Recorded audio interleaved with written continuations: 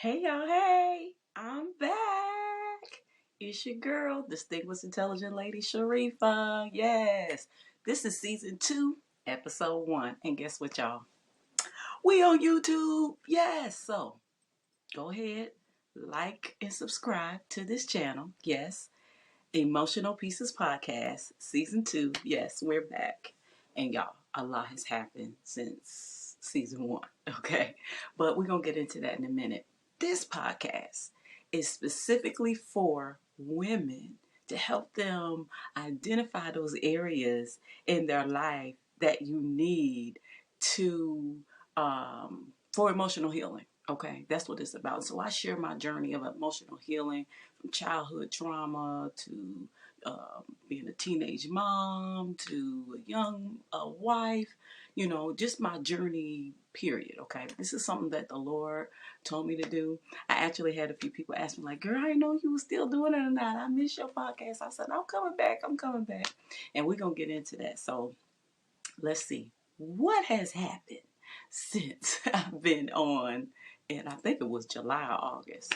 Y'all, a lot has happened, okay? But let me tell you, it has been a journey, and I'm going to share a little bit.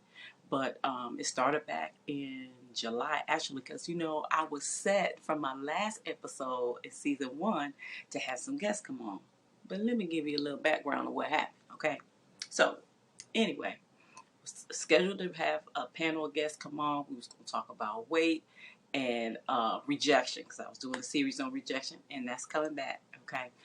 But I am a full-time grad student, okay? So in July, okay, most schools, they go on, when they give a summer school, they give like a little break.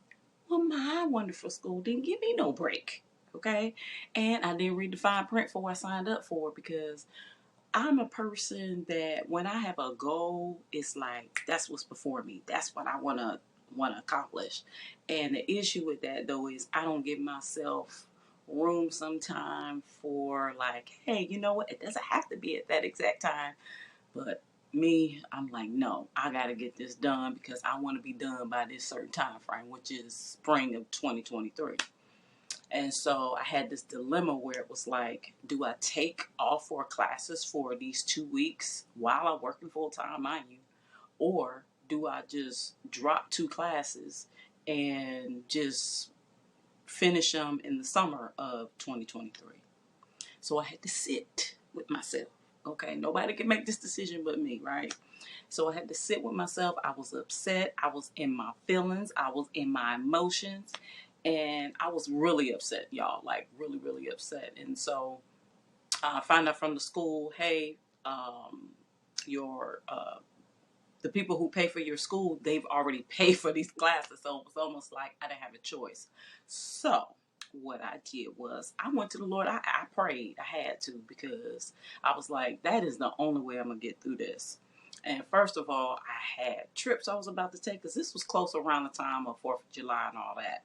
I was going to Atlanta. I had to cancel that trip. I mean, it was a lot going on. And so I buckled down. The Lord literally gave me a strategy. And so I wrote down the classes that I had, and then what was due when, like, like a calendar of when what was due and what was due on this week and what was the most, important information that I needed week by week, instead of looking at the totality of what was due for those 2 weeks.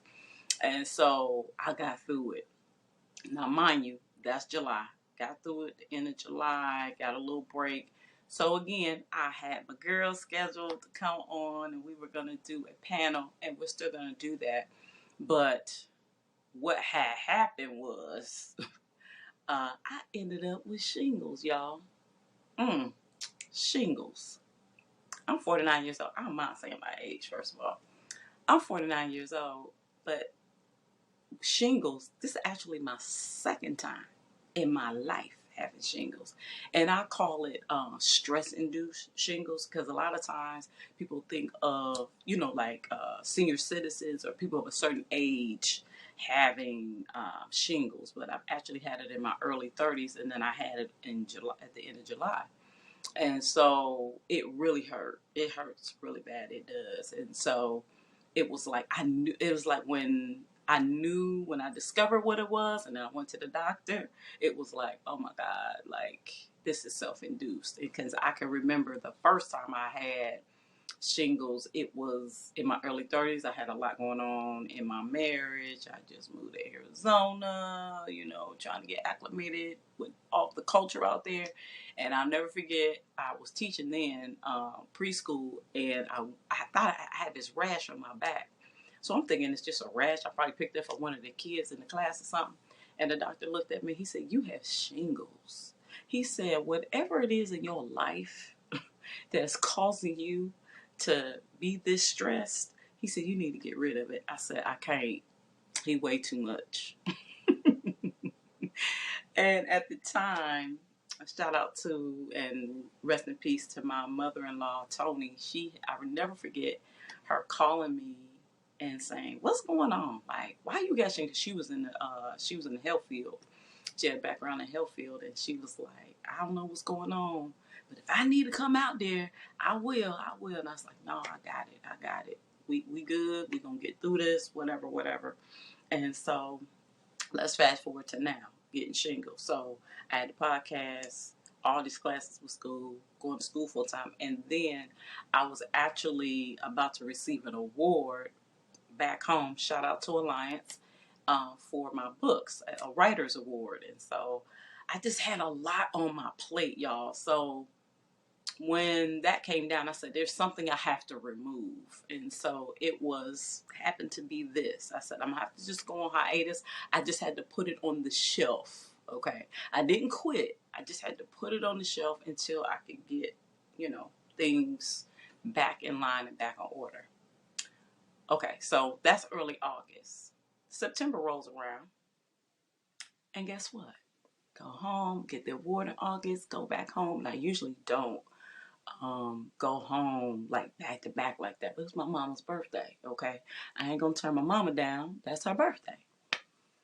We are in, just my husband and I, in Ohio, and as we're coming back, as we're there, um, he ended up having a stroke.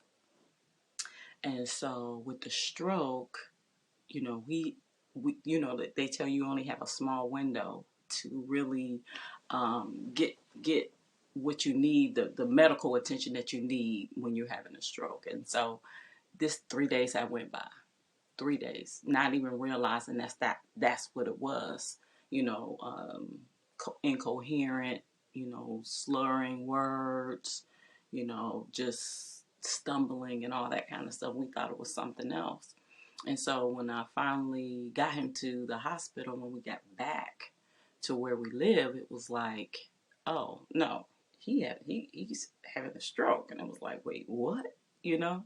And so that was something else added on. So I just had shingles, and now he just had a stroke. And mind you, he ain't old either. Okay, he just 50. He just turned 50. So it was having to deal not only with my health now, but now his, right? And so having to go through that, it was scary. But I'm gonna tell you about the goodness of the Most High is that, although he was in the hospital, he was able to literally walk away. He literally walked out the hospital without having a wheelchair or anything. Like, and I told him, I said, "You are a walking miracle." And he still is. He still goes to occupational therapy and things like that. But those that know him, those who don't know him, you would never even know that's the type of stroke he had. And when I tell you, there's nobody but the grace of the Most High. It's just, when I think about it, it's just like, that God's hand is on his life. And so I remember when the neurologist looked at us, and he was trying to show us the MRI, because they, did a whole lot of tests, and he was fussing the whole way. But the doctor kept saying, "Look, be glad you came in. Be glad your wife brought you in." And the thing is when we looked at the MRI, and we seen the images of his brain, right? And so they showed us. They said, "You see this gray spot? It was like in the middle of his brain." They said, that's the stroke. And we're sitting there like, wait, what? Then he said, but you see this little mark right here? It was like really dark, like a dark spot. It was next to it, but it was like a blot. And he said, that's blood.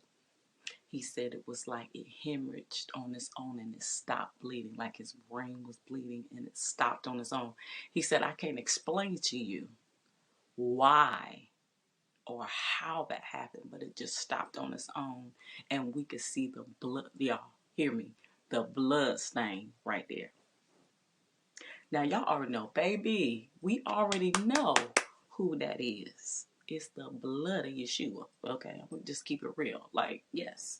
And I'm sitting there like, oh, I know exactly what it was. And so that has been a journey. He's doing very well. When I say about 95, 97% himself. But like I said, this is what's been going on in my hiatus. That's why I'm sharing all this. But I'm also sharing this to share with you that, things happen, but it may be something that God told you to do, and you're like, well, this happened, and this is happening, and this is happening. It's okay to take a step back, but don't quit. Okay, don't quit. So even in the midst of that, working. And I'm just tell y'all, even with working, I was actually going, even during this time, I started going back to the office full time. Y'all, I've been working, virtual for like almost 2 years. So it was a challenge. And I had an attitude. I did. I had an attitude. I ain't gonna even lie. But I had to get myself together. That's another emotional thing. Like those who had to go back in the office. And I'm just saying, like, it was like doing the same thing. I'm very grateful for my job. Shout out. But I did. I had attitude. I had to get myself together. That's one of the things about these emotional journeys. And, as women, yeah, we all are emotional people, right? But that don't mean we got to be led by the emotions, right? And so it's just important that we know how to check ourselves. So you already hear me. I was talking about 2 instances where I'm like, oh no, I have to get myself together. Because that's one of the things that I had to learn how to do, that I don't blame other people for how I feel, right? And so that's a part of that emotional healing. I cannot blame other people for how I feel or how I react or respond to it, okay? We'll get into that in another topic, but it is important that even in our life decisions and things that's going on and what we couple with, what we're getting through and all that stuff, that we take a step back. And I did, and I had to. And again, I had to put this on the shelf, okay? It got a little dusty, so I'm brushing it off right now. But it's never gone away from me, because again, this is something that the Most High told me to do. So yeah, I'll put my business out there. It had to be for me to do that, because I'm not a person that just shares things like that. But if it's going to be for the benefit of someone else, yeah, I'll do it. Like, I'll tell you, baby, yes, I'll tell you in a minute. But here we are. Okay, here we are in December 2022. Y'all only got a few more days left in this year. And let me tell you, um, so I do have some good news. Those are some bad things that I share, right? I do have some good news. Is that I did finish one of my MBAs. Yay! Strategic management. I'm excited about that. I'm excited about where that's taken me, because I see everything just literally coming together and aligning. And there's some things coming up, and from January to March, I graduate in May with 2 MBAs. People always ask me, like, how you do that? How you do it? I'm a person that believes you do what you want to do. There was an opportunity that presented itself, and I was like, oh, you paying for it? Okay, let's go. But at the same time, I still have to focus on the things that God told me to do. you know. And so that's just as important as whatever goals or whatever it is I'm trying to reach, because as we all know, this is the time of the year where, and I used to do them too with Distinguished Intelligent Lady. Shout out